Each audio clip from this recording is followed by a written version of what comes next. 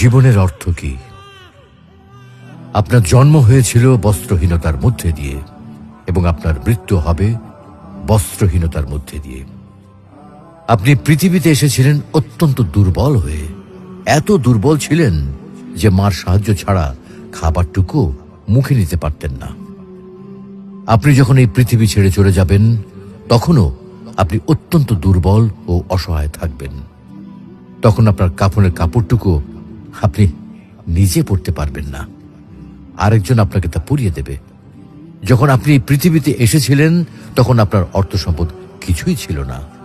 যখন আপনি এই পৃথিবী ছেড়ে চলে যাবেন তখনও আপনার অর্থ সম্পদ কিছুই থাকবে না।